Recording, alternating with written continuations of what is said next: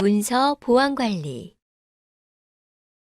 일반적으로 종이에 문자가 쓰여진 것을 문서라고 인식하고 있지만 문자를 사용하여 일정한 의사 표현을 하고 있다면 종이 문서 외에도 사진, 상황판, 디스켓, USB 등의 매체물도 넓은 의미에서 문서에 포함됩니다.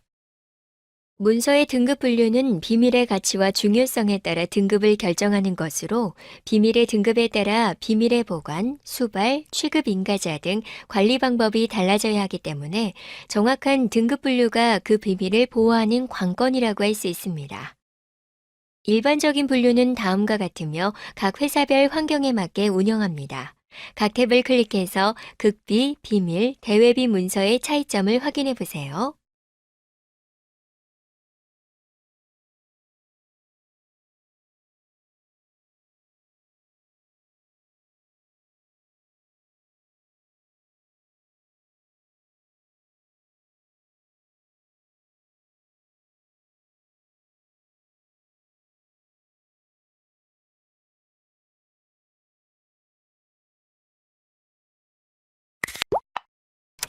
문서 보안 관리. 일반적으로 종이에 문자가 쓰여진 것을 문서라고 인식하고 있지만 문자를 사용하여 일정한 의사 표현을 하고 있다면 종이 문서 외에도 사진, 상황판, 디스켓, USB 등의 매체물도 넓은 의미에서 문서에 포함됩니다. 문서의 등급 분류는 비밀의 가치와 중요성에 따라 등급을 결정하는 것으로 비밀의 등급에 따라 비밀의 보관, 수발, 취급 인가자 등 관리 방법이 달라져야 하기 때문에 정확한 등급 분류가 그 비밀을 보호하는 관건이라고 할 수 있습니다.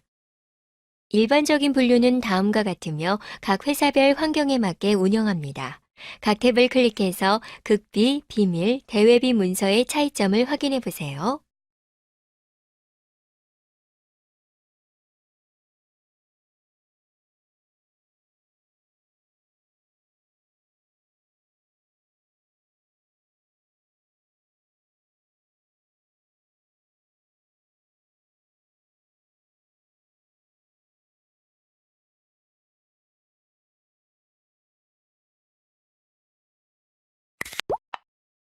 그럼 문서 보안 실천 방안을 살펴보겠습니다. 먼저 지속적인 임직원 보안 점검 및 교육을 실시하고 비밀 문서 발생을 억제하거나 최소화하며 장시간 자리 이석 시 책상 위를 정리합니다. 비밀 문서 파기를 철저히 하고 세단기를 이용하여 세절하는 게 좋습니다. 전출 및 퇴직 시에는 비밀 문서를 반납하고 인수인계를 철저히 하며 편의상 비밀 등급 하향을 하지 않습니다. 이면지로도 활용하지 않습니다. 그리고 기밀 문서 분류를 통한 체계적인 비밀 관리가 필요한데요. 강점이 되는 정보 자산을 식별하고 정보 자산을 분석한 후 기업 비밀을 선별합니다. 기업 비밀 목록을 작성하고 기업 비밀 관리 방침 및 기업 비밀 관리 계획을 수립합니다. 유출 대응 방법. 유출 대응 방법에는 형사적 조치와 민사적 조치 방법이 있습니다. 피해 회사의 형사 고소로 경찰청 산업기술유출수사대, 국가정보원, 검찰 첨단범죄수사부 등의 전문 수사가 진행되거나 가처분, 본안소송을 통해 민사적 조치를 취할 수 있는데요. 실제 사례로 다니던 직장에서 주요 정보를 회사에 반납하지 않고 USB 외장 하드 등에 담아 퇴사한 후 워러 발전 사업을 신규로 추진하는 S사에서 대규모 입찰 준비 등 사업 실행을 착수한 사례에서 다음과 같은 형사적 조치와 민사적 조치가 이루어졌습니다. 그럼 민사적 구제 절차 버튼을 눌러 가처분과 본안 소송 절차를 확인해 보세요.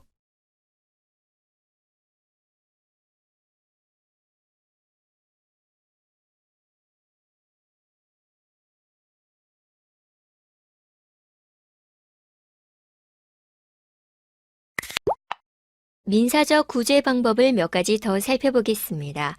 먼저 금지 및 예방 청구권인데요. 영업 비밀은 비밀성이 유지되는 동안에만 경제적 가치를 가지는 것이기 때문에 침해 행위를 즉시 중지 및 예방할 수 있는 금지 및 예방 청구권은 가장 직접적이고 유효한 수단입니다.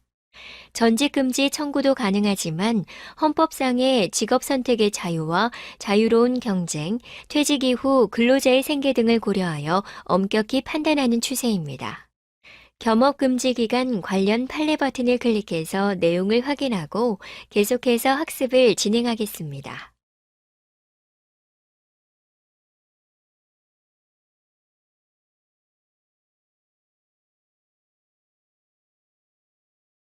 부정경쟁 방지 및 영업비밀 보호에 관한 법률에 따른 영업비밀 침해 행위에 대한 금지 청구권의 주된 보호 대상은 주로 기업인에 반하여 상기법의 금지 청구권은 국공립연구소, 대학 등 기관의 영업상 이익까지 두텁게 보호될 수 있다는 점에서 영업비밀 침해 금지 청구권에 대한 보충적인 역할을 수행합니다.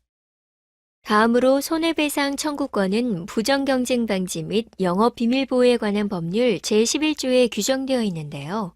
영업비밀 침해 행위의 고의 과실에 대한 입증 책임은 불법행위 일반론에 따라 손해배상 청구권자가 부담한다는 점을 기억해야 합니다. 신용회복 청구권은 부정경쟁 방지 및 영업비밀보호에 관한 법률 제12조에 규정되어 있는데요.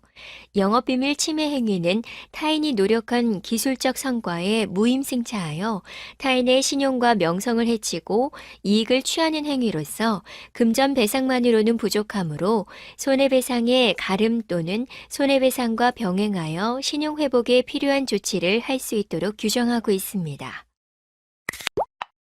형사적 구제와 관련하여 부정경쟁 방지 및 영업비밀 보호에 관한 법률 제18조부터 확인해 보겠습니다. 관련 법률 확인하기 버튼을 클릭해서 내용을 모두 읽어본 후 학습을 계속 진행하겠습니다.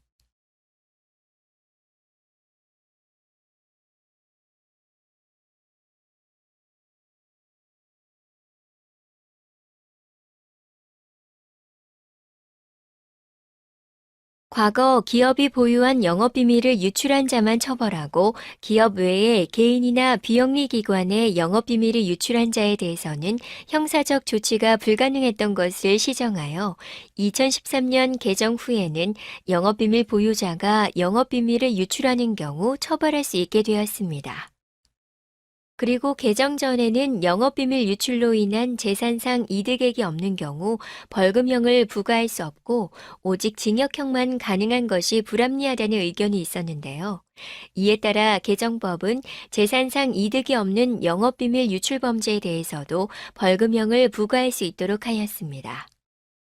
재산상 이득액의 10배에 해당하는 금액이 국외 유출은 1억 원, 국내 유출은 5천만 원을 초과할 경우 이득액의 2배 이상이라는 벌금형의 하한을 규정하기도 했는데요.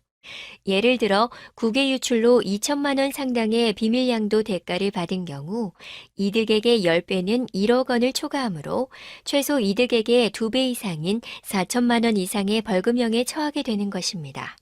이렇게 벌금형의 하한을 규정한 이유는 국내 핵심 기술 등 영업비밀이 국내외로 유출되는 것을 억제하기 위한 것입니다. 법인의 대표자나 법인 또는 개인의 대리인, 사용인, 그 밖의 종업원이 그 법인 또는 개인의 업무에 관하여 제18조 제1항부터 제4항까지의 어느 하나에 해당하는 위반 행위를 하면 그 행위자를 벌하는 외에 그 법인 또는 개인에게도 해당 조문에 벌금형을 과합니다. 다만 법인 또는 개인이 그 위반 행위를 방지하기 위하여 상당한 주의와 감독을 게을리하지 않았다면 벌금형을 부과하지 않습니다.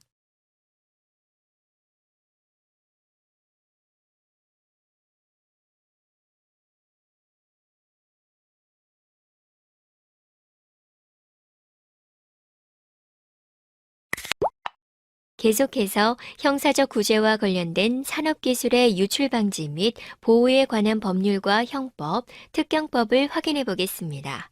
관련 법률 확인하기 버튼을 클릭해서 내용을 읽어본 후 학습을 진행하세요.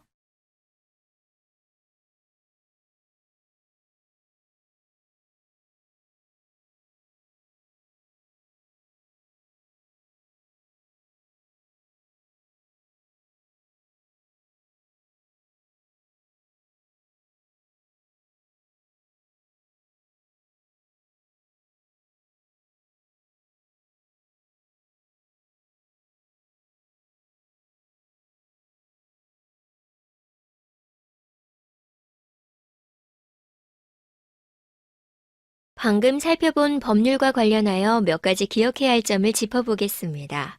먼저, 영업비밀 침해의 경우 배임죄도 같이 성립하는 경우가 많은데요. 영업비밀 요건을 미충족한 경우에도 배임죄가 성립할 수 있습니다. 특히 비밀 유지 계약을 맺고 이를 위반한 경우 배임죄에 해당됩니다. 배임죄는 고의가 있어야 하나 미필적 고의로도 충분하고 손해를 가한 때는 현실적으로 손해를 가한 때와 재산상 손해 발생의 위험을 초래한 때도 포함됩니다. 특정 경제범죄 가중처벌 등에 관한 법률상 5억 원 이상의 경우 가중처벌된다는 점도 기억하시기 바랍니다. 참고로 형사소송 절차 버튼을 눌러 내용을 확인해 보세요.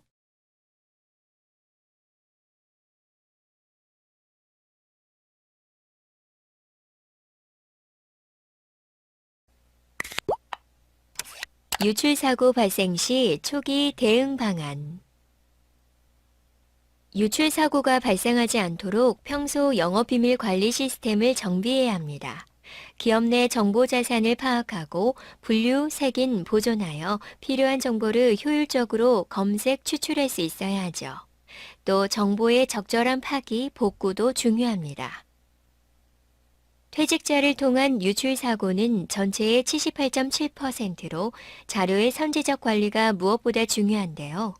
퇴직자 업무용 PC의 HDD 보관 및 관리가 필요하고 퇴직자의 비위 사실이 추가 발견되는 시점은 3개월에서 1년 6개월 이후가 많다는 점을 기억하여 대비합니다.